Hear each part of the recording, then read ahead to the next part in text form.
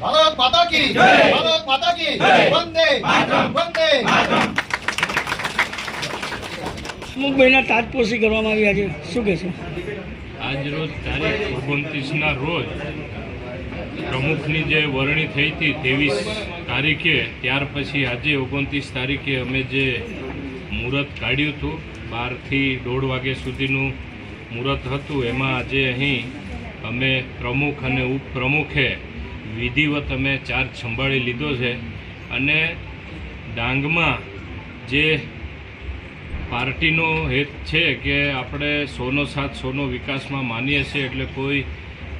ધર્મ બાબતમાં કે કોઈ જાત ધર્મમાં પડીએ નહીં અને સર્વાંગી વિકાસ ડાંગનો થાય એવી મારી